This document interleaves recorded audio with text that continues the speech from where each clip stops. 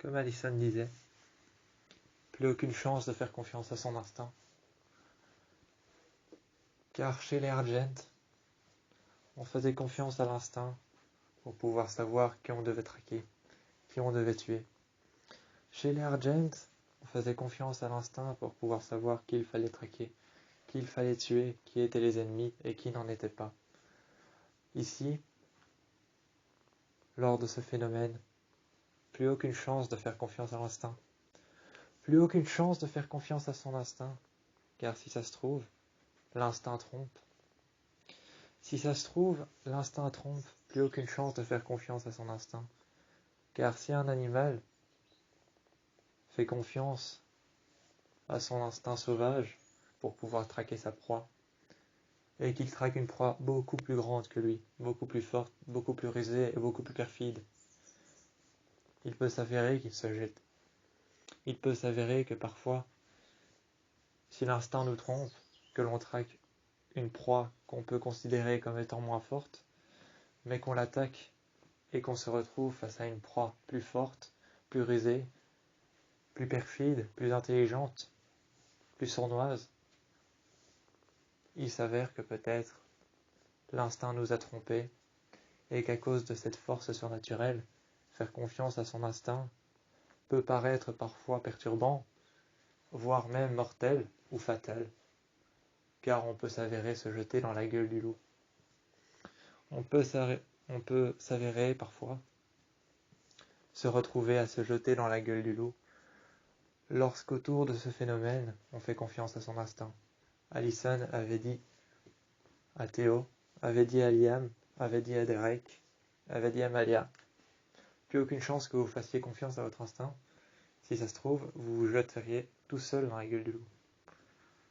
Ils ont alors tous réagi. Ils ont tous réagi,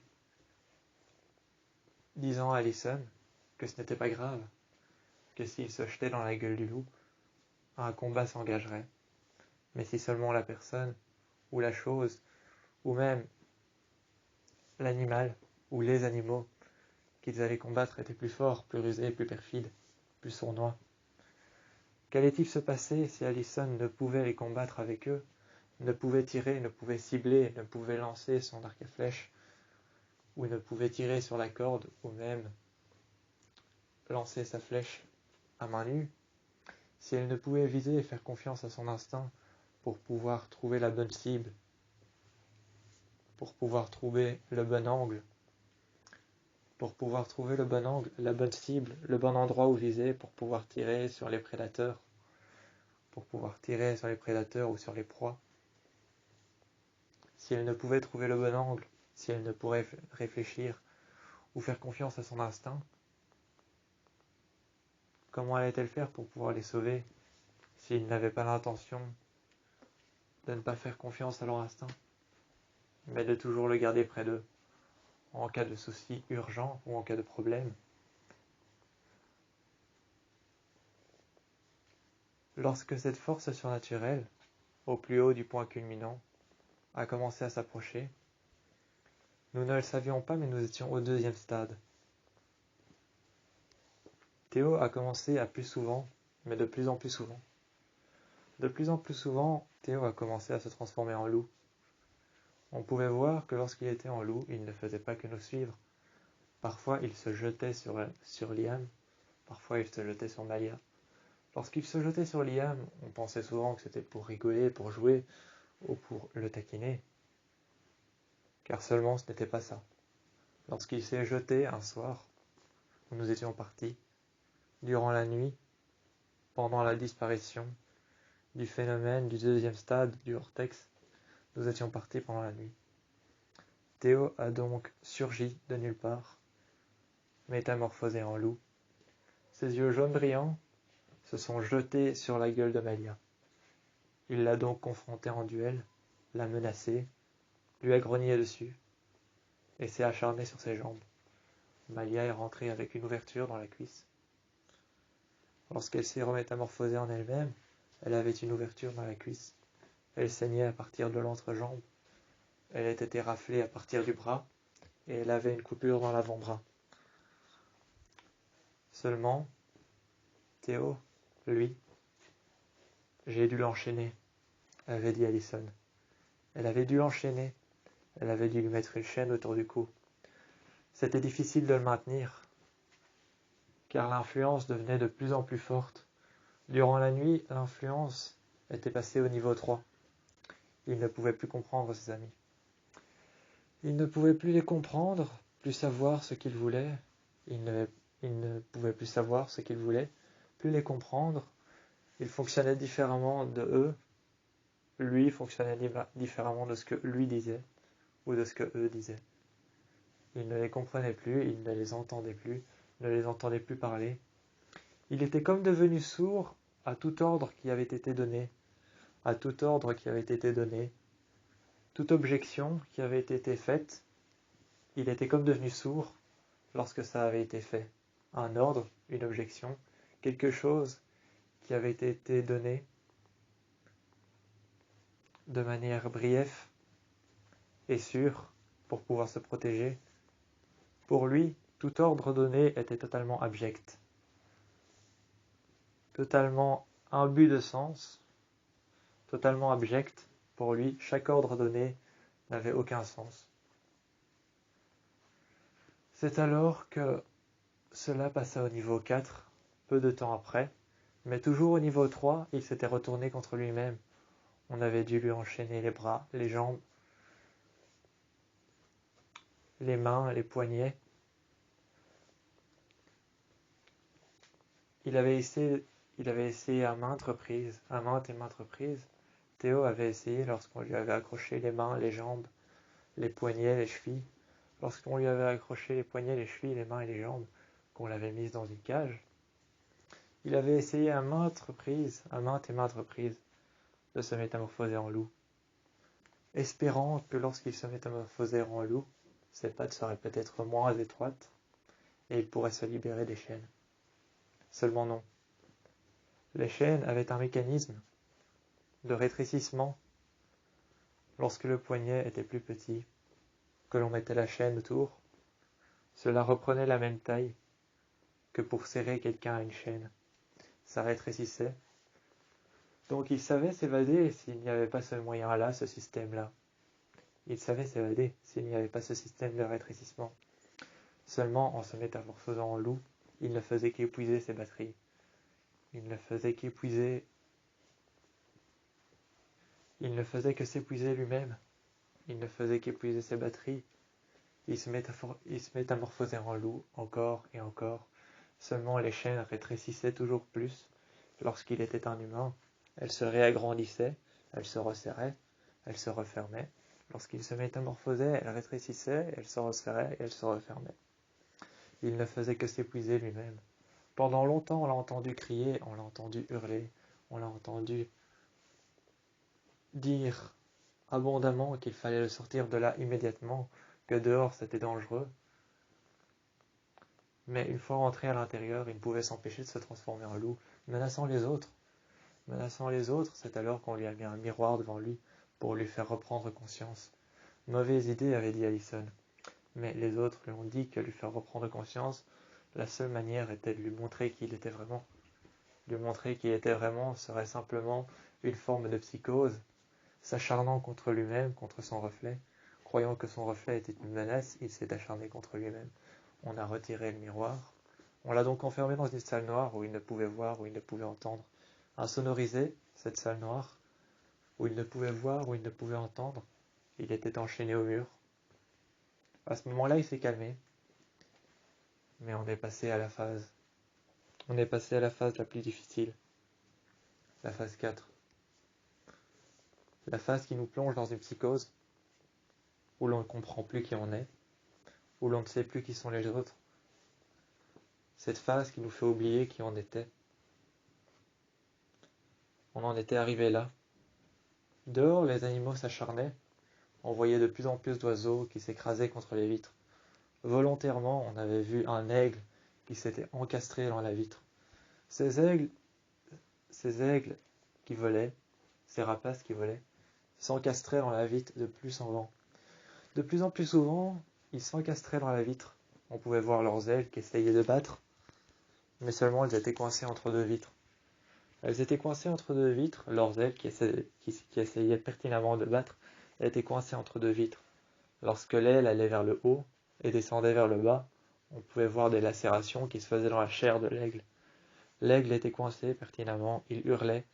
Il a tellement hurlé, il a tellement ouvert le bec, il a tellement essayé de bouger qu'il s'en est lacéré les veines, qu'il s'en est lacéré les artères, qu'il s'en est lacéré les os. Jusqu'à l'os, il avait des lacérations sur l'os. Il avait tellement bougé et tellement essayé de se débattre qu'il en est mort sur la fenêtre, accroché et embroché dans les bouts de verre. L'acharnement, la psychose, la démence, la peur, l'effroi, tout ça l'avait tué, en une seule fois, d'un seul coup. En une seule fois, d'un seul coup, la démence, la psychose, la peur et l'acharnement l'avaient tué. Comme si une boule de stress, d'acharnement, de peur et de haine lui était tombée dessus. De plus en plus, on pouvait entendre en dessous de nous, en dessous de la dépendance, en dessous du laboratoire, on pouvait entendre de plus en plus des cerfs qui se battaient. On pouvait voir des cerfs qui se battaient. On pouvait voir des aigles qui se pourchassaient dans les airs. Il y avait des aigles qui se pourchassaient dans les airs, des corbeaux qui faisaient des amas de nuées noires, qui tournaient tout autour des arbres de plus en plus vite, sachant que peut-être dans les arbres des animaux les menaçaient, qui ces mêmes animaux se sentaient menacés par les corbeaux.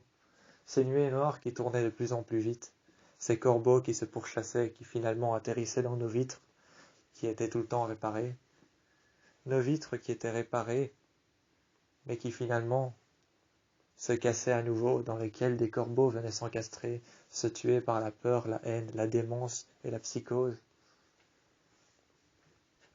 Finalement, tout ça, toute cette forêt,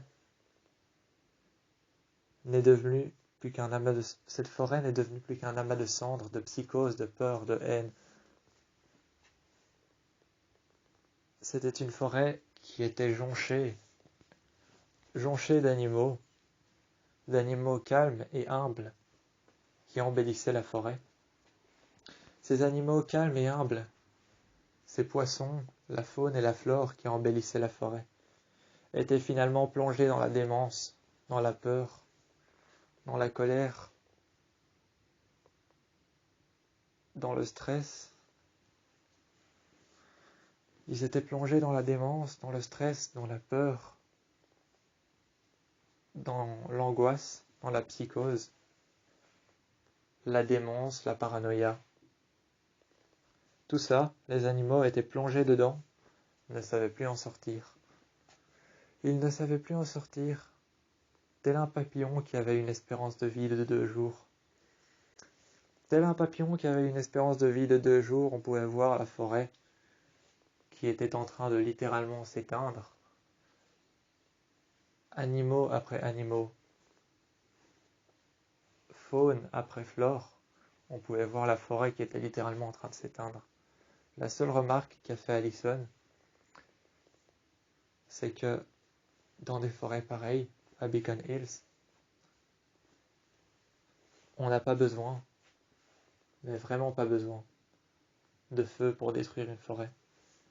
Dans des forêts pareilles à Beacon Hills, ou quelconque forêt, telle que celle-ci, la forêt noire, en regardant par la fenêtre, en mettant ses mains sur la fenêtre, on les aplatissant contre, en regardant les animaux s'acharner les uns contre les autres, les cris des oiseaux et les animaux à terre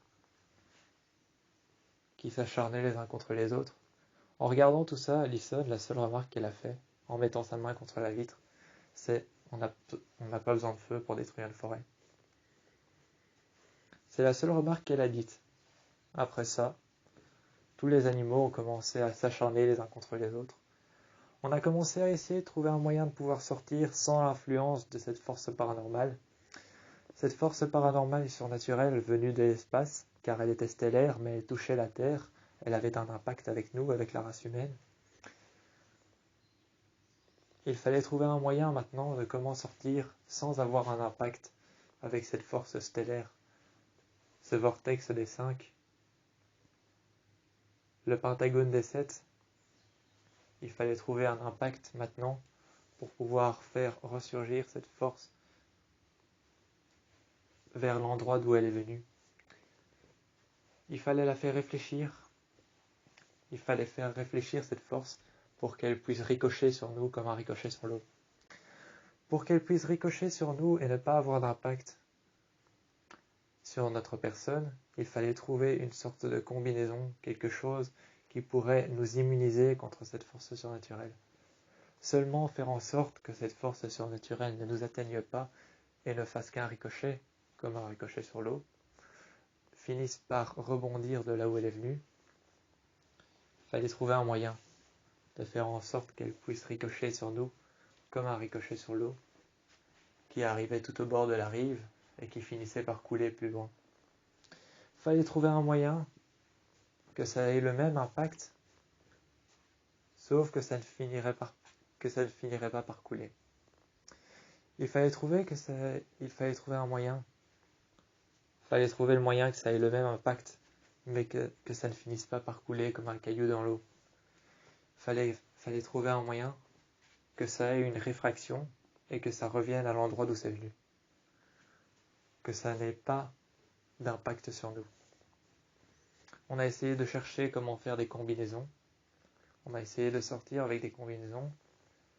Seulement, la réfraction de cette chose, la manière dont elle surgissait,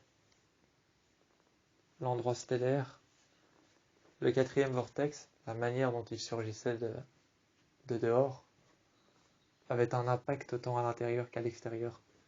On pouvait sortir habillé avec une combinaison par-dessus nos vêtements. Ça avait toujours quelque chose de plus fort qui pouvait nous atteindre. Il fallait trouver quelque chose qui puisse nous protéger. Sans combinaison, sans qu'on puisse avoir à se protéger, il fallait trouver quelque chose qui puisse nous protéger, qui puisse faire de nous des personnes immunisées à cette chose. Seulement, il fallait comprendre déjà ce qu'elle voulait. Voulait-elle simplement l'extinction de la race humaine? Ou voulait-elle autre chose? Lorsqu'on a compris, cette force surnaturelle, en fait, ne voulait que accumuler autant de puissance que le peuvent les humains, la puissance destructrice qu'ont les humains, à avoir forgé leur propre planète. Les humains qui ont été capables de forger leur propre planète, de créer leurs propres habitations. Cette force surnaturelle voulait comprendre l'impact que les humains avaient sur la Terre. Pourquoi détruisaient-ils leur propre habitation? Cet être qui possède deux hémisphères, mais qui ne se sert que de 10% à la fois, cet être qui est l'être humain qui ne se sert que de 10% de la matière grise de son cerveau à la fois, en ayant 100%, Allison en a fait des recherches et a dit que l'être humain, devant tout le monde, un soir, il a dit « J'ai fait des recherches ». Et Allison a donc dit à tout le monde, à Derek, à Liam, à Théo, à Malia, à tout le monde. Elle a donc dit, si on comprend bien la réfraction que ça a sur nous, ça nous atteint même si on sort en combinaison. Mais cette chose ne veut pas détruire, elle a une raison d'être là. L'être humain a un cerveau qui tourne en permanence, hyperactif. Cette chose qui tourne autour de nous tourne de manière hyperactive à 5 hémisphères qui sont 5 vortex, et nous, on en a 2 qui fonctionnent de manière hyperactive jusqu'à 100% de limite. Si on comprend bien l'être humain qui n'utilise que 10% par rapport aux 100%, dont on ignore